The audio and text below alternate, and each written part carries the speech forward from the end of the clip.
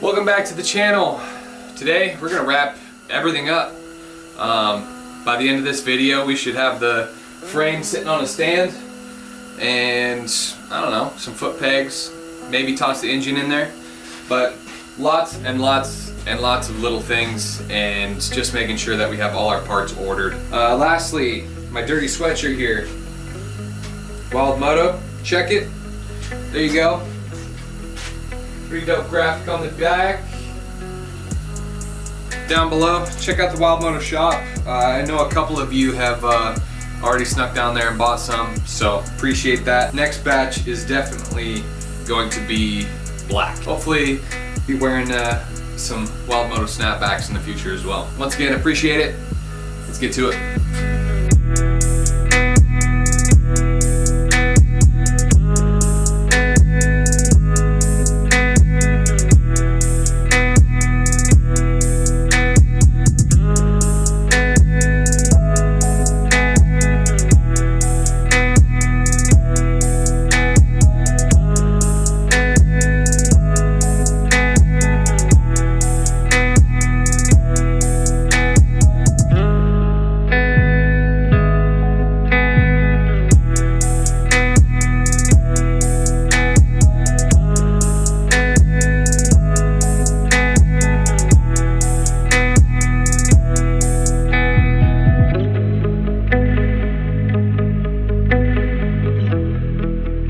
So as far as jetting goes, what I'm seeing online is like 5,000 feet plus above sea level.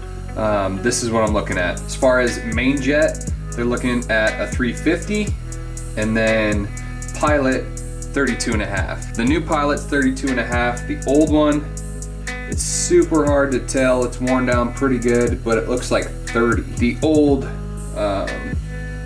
main jet is a 350, this new one's a 380, so I'm gonna dump that 380, keep the 350. I mean, we're just gonna keep the same slide and then probably the same needle, and we'll go from there. So at least we'll have to start out with this as our jetting.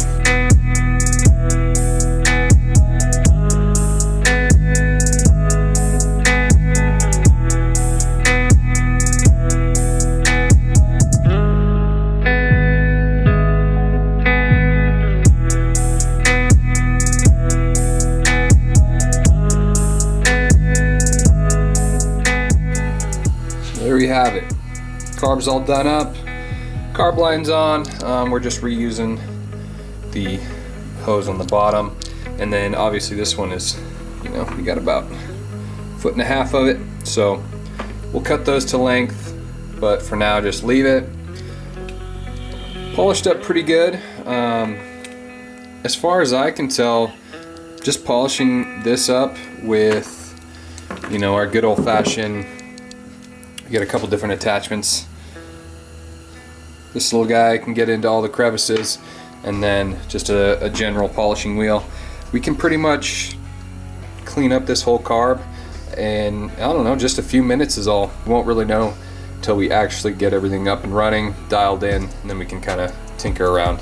But that should be a good starting point. So let's head to the next thing. So next we got this guy. FMF turbine core 2. Got the spark arrestor. She's nice. She's dirty. No major gouges, no major dents. This guy, I know for a fact, has been repacked somewhat recently. So we're not gonna be doing that, but we're gonna clean this thing up, make it look nice. That should do the trick. Well, I just went ham on this a little bit. Hit it with the old Scotch-Brite and mag wheel cleaner. I like that look. Obviously it's not gonna be perfect. It has a couple deeper scratches on it, and then these decals, they're torn up, but you know, we'll be fine tossing them on there. Then down here, just a little heat treatment on it. Gives it that bronze, and then also that little rainbow color in there. Get kind of like a faux titanium look going on. I don't know, I like it. That's what I did on the Pro Circuit pipe on the CR125. I did that on the tip also, but this one, I think this one's just fine. Now we gotta address everything in here.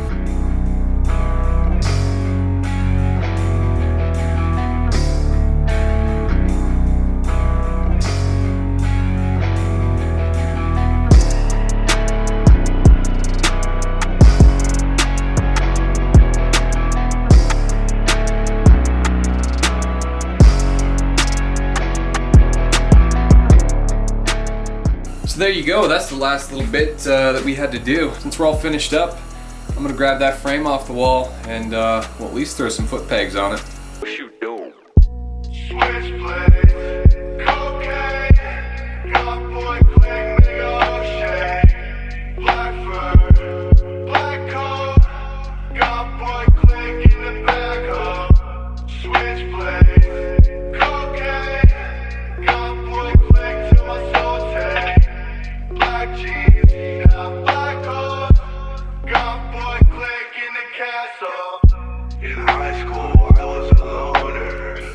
Well, buddy, exciting things here.